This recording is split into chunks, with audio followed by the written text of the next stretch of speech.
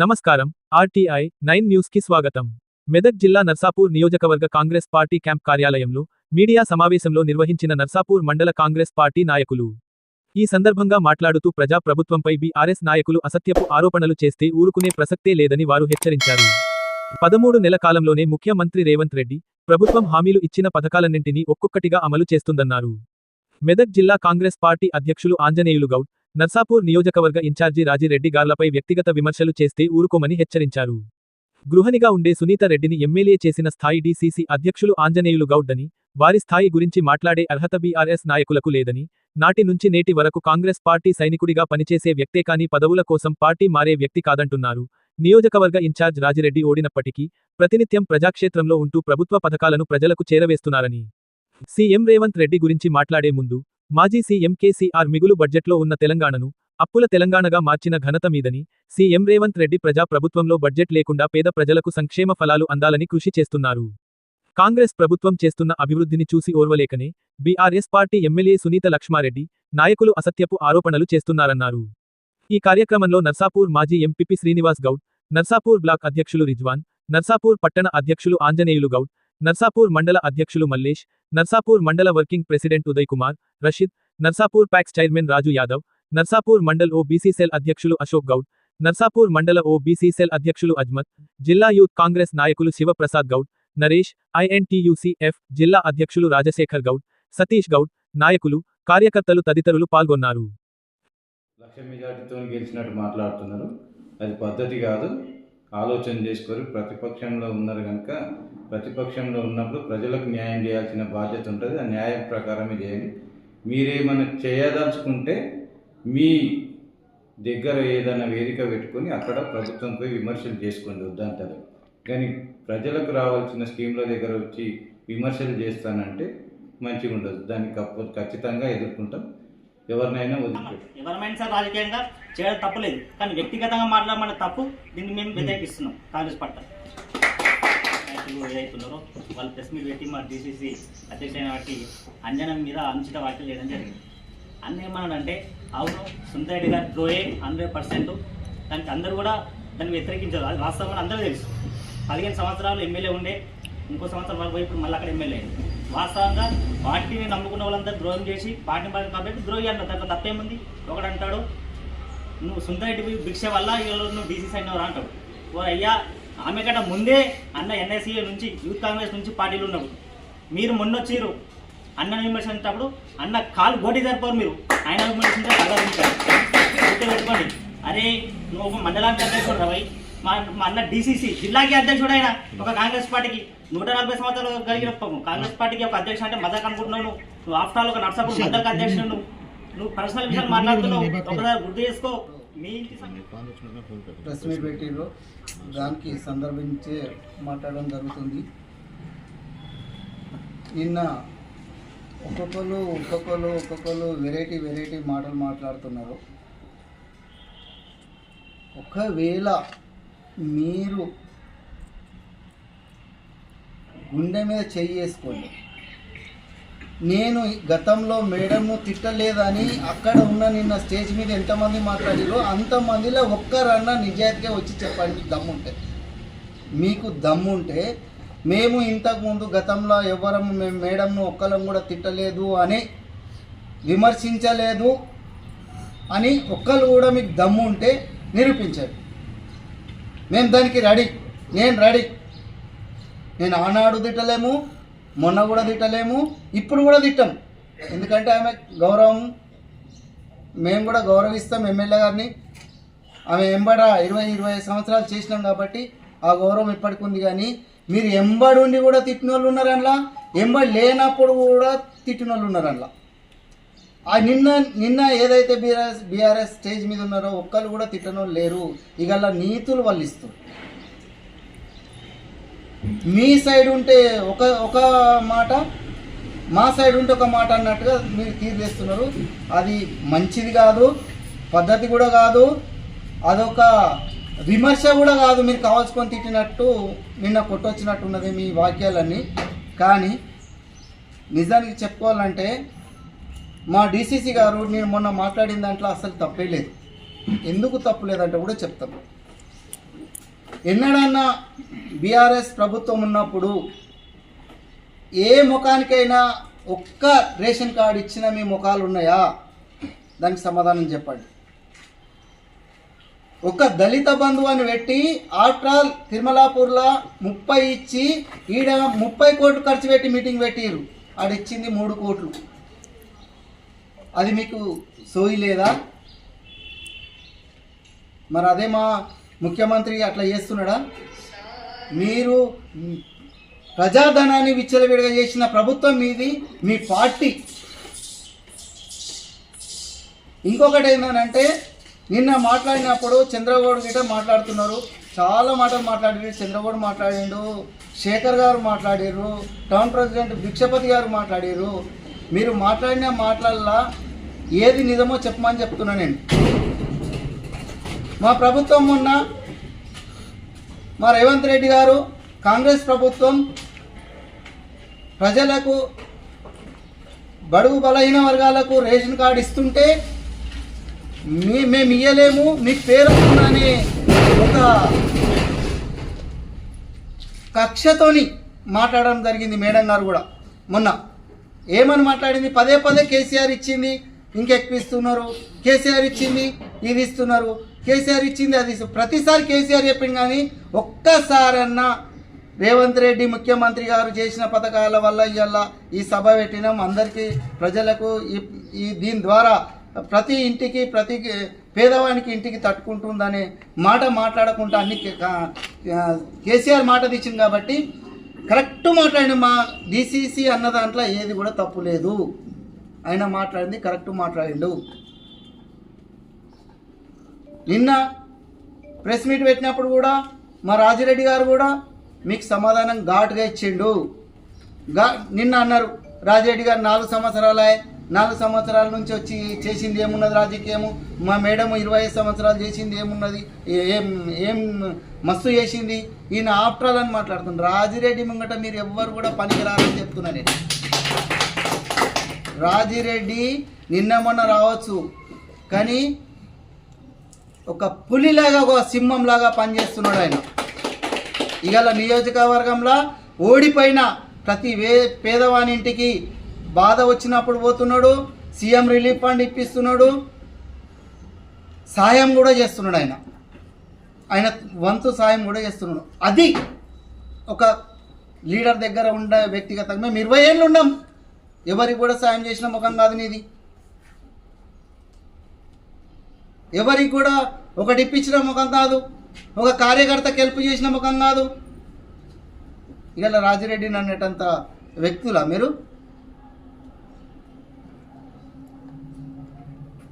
చంద్రన్న కూడా మాట్లాడుతున్నాడు, after all నువ్వు నా ఒక శిష్యునివి అని అంటున్నాడు. కరెక్టే, శిష్యుడే.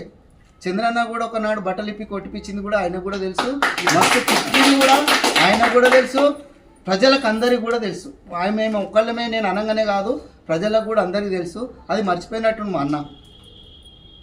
అందుకే ఎవరు కానీ మా పార్టీ గురించి కానీ మా గురించి కానీ మాట్లాడేటప్పుడు ఆచి తూచి మాట్లాడండి. ఎవరు నాలుకేళ్ళు కోసి చేసేటంతా ఈడేవాళ్ళు దద్దమ్మ కాదు, ఎవడు ఊరుకునే పరిస్థితి కూడా లేదు. వాడి గీడు అన్నారంటే ఆ తడకేందో మేము కూడా చూపెడతాం, మాకు కూడా తెలుసు. మేమేమి డక్కా ముక్కిలు తినొచ్చిరట, డక్కా ముక్కిలు నిన్న మొన్న తిన్నారా నాయన మీరు? మేము డక్కా ముక్కిలు తినబట్టి 30 సంవత్సరాలు అవుతుంది. డక్కా ముక్కిలు తినబట్టి 30 సంవత్సరాలు అవుతుంది. రాళ్ళలో నడిచిందంట, రోడ్డు మీద నడిచిందంట, డాంబర్ రోడ్డు మీద నడిచిందంట. ప్రతి మనిషి పుట్టంగానే ఎవరు హెలికాప్టర్లో తిరిగారు, అందరు కూడా భూమి మీద నడిచిన వాళ్ళే ఉన్నారు. ఈ మాటలు మానుకోండి మీరు. మేము కూడా ఒకవేళ అనుకుంటే మీరు ఏమిట్లా పనికిరారు. మా నేషనల్ పార్టీలా డిసిసి ఇచ్చిరంటే చాలా గొప్ప. మీ పార్టీలా డిసిసి కాదు, తెలంగాణ రాష్ట్ర ప్రెసిడెంట్ ఇచ్చినా తక్కువనే మీది. మా మూట ఇది పెద్ద సముద్రం, మీది ఆఫ్టర్ ఒక చిన్నది. మీరు ఇవాళ ఏదో చేస్తున్నో ఎక్కడో మాట్లాడుతున్నారు కానీ అది సమంజసం కాదు. మీరు మాట్లాడడంలో భావ్యం కాదు.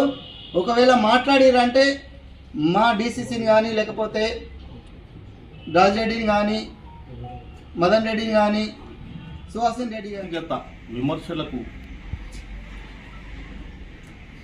పోవడం జరిగింది. ఏదైతే రాష్ట్ర ప్రభుత్వం ప్రతిష్టాత్మకంగా తీసుకున్నటువంటి 6 గ్యారెంటీల మీద సహకరించేది పోయి రాష్ట్ర ప్రభుత్వాన్ని అప్రతిష్టపాలు చేసే విధంగా మాట్లాడడం తగదు.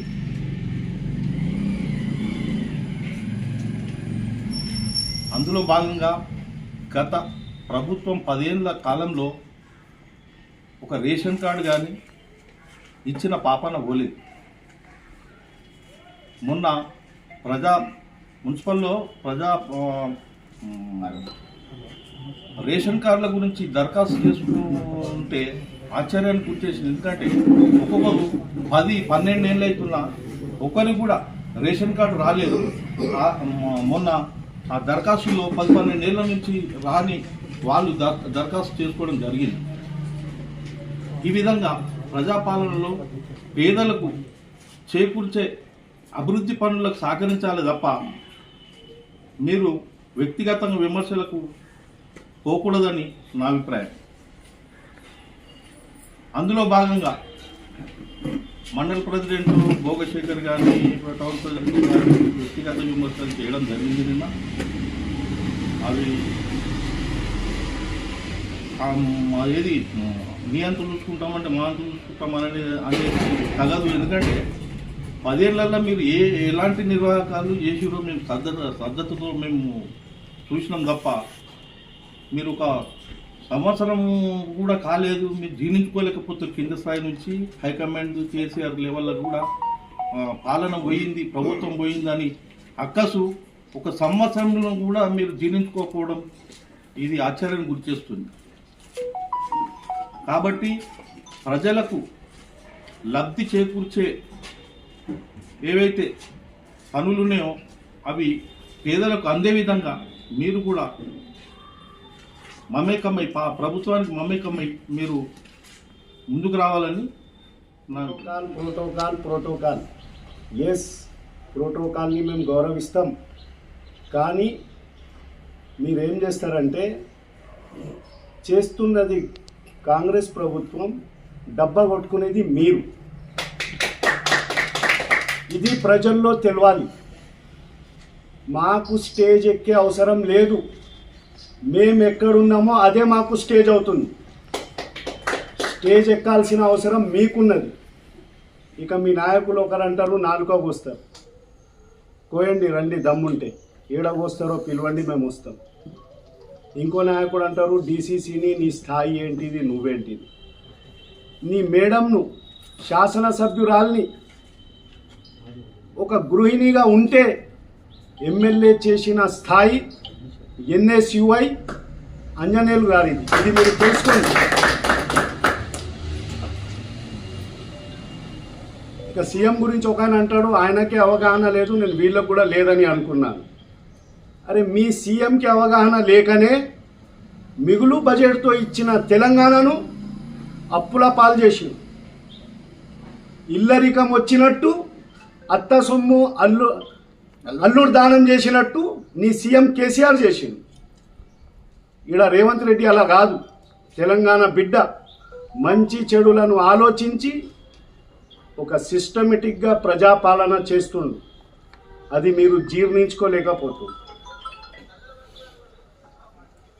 ఇంకో విషయం, ఇంకో అతను అంటాడు, మీ నాయకులు మీరు చేసింది ఏమిటి, మేము చేసింది చెప్పబోతే మీకు గల్లీలలో తిరగనియరు. అది మా కాంగ్రెస్ పార్టీ. ఇక సీఎం గురించి ఇంకోరు మాట్లాడతారు, రాజిరెడ్డి గురించి పెద్ద తురుం ఖానాను. ఎస్, ఆయన తురుం ఖాన్నే. ఈ రోజుకు కూడా నీ ఎమ్మెల్యేకి లేని గౌరవం మా రాజిరెడ్డి గారికి ఉన్నది. మీ ఎమ్మెల్యే తిరుగుతున్నది ప్రభుత్వ నిధులతో. అధికార దుర్వినియోగం చేసేది మీరు. కానీ మా రాజిరెడ్డి గారు ప్రజాసేవయే మాధవ సేవగా జస్ట్ షార్ట్ పీరియడ్లో ఇంత పేరు తెచ్చుకుంటే మీరు జీర్ణించుకోలేకపోతున్నారు. ఇంకో నాయకుడు అంటాడు మా అంజన్న వ్యక్తిత్వంపై లైలప్పోలు అవి. మీ శాసనసభ్యురాలు ఇప్పుడు ఉన్నారు, వారి వ్యక్తిత్వం ఏంటిది? వారేమన్నా స్టూడెంట్ నుంచి వచ్చారా? లీడర్షిప్గా ఒక గృహిణిగా ఉంటే ఇదే కాంగ్రెస్ పార్టీ ఆమెను శాసనసభ్యురాలు చేసింది, మినిస్టర్ చేసింది, అన్నీ చేసింది. మీరు వ్యక్తిత్వాలపై మాట్లాడతారా? ఎస్, ఆయన వ్యక్తిత్వం ఉండేప్పటికే ఈరోజు డిసిసి అయింది. రేపు ఇంకా వేరే ఉన్నత పదవులు చేస్తాడు కూడా. ఆయన మీలాగా పదవులపై ఆశించి వేరే పార్టీలకు ఓడాను. ఖచ్చితంగా ఆయన కాంగ్రెస్ పార్టీ కమాండర్.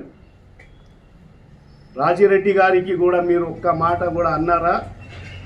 మీకు పుట్టగతులు ఉండవు, మీరు జాగ్రత్తగా, ఖబర్దార్, హెచ్చరిస్తున్నాం. మరోసారి ఇటువంటి దుర్భాషలు ఆడిరా,